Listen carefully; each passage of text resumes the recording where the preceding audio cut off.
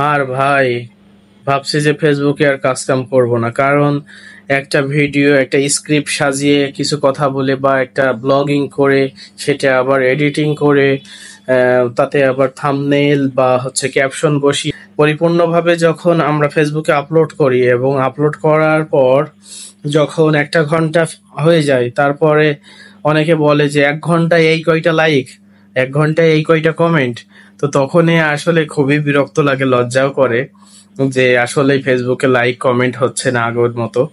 তো এঙ্গেজমেন্টটা মানে বাড়ছে না, বা রিকমেন্ডেশন হচ্ছে না, আইডির ফলো বাড়ছে না। আসলে বিষয়বস্তু বুঝলাম না ফেসবুকের ইদানিং যে আপগ্রেডের যে বিষয়টা, আসলে অনেকেই আপসেট। হ্যাঁ, যত আপগ্রেড ভালো হচ্ছে, কিন্তু আমি দেখছি যে অনেকে ফিডব্যাক দিচ্ছেন যে ফেসবুক এটা করলো না বা এটা করলো।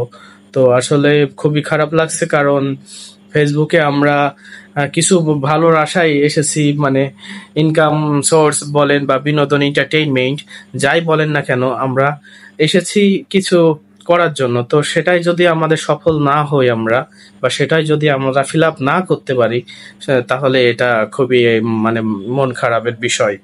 কারণ একটা ভিডিও আপনি আজকে মেক করে অনেক কিছু সাজিয়ে গুছিয়ে আপনি আপলোড দিলেন, সেটা হলো একটু পরে দেখলেন যে হ্যাঁ 50টা লাইক বা 5টা শেয়ার বা 10টা কমেন্ট হয়েছে, কিন্তু আপনার ভালো লাগবে।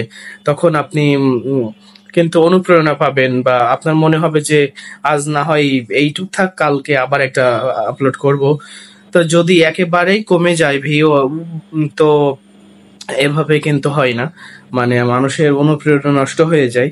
তো ফেসবুকের কাছে একটা আবেদন করব যে আপনারা সকলের আইডি রিকমেন্ডেশন করুন আবার, এবং আইডি দেখতে পাচ্ছি ইতিমধ্যে অনেকে ফেসবুক আপডেট দেওয়ার পর অনেকের অনেক রকম সমস্যার সৃষ্টি হচ্ছে।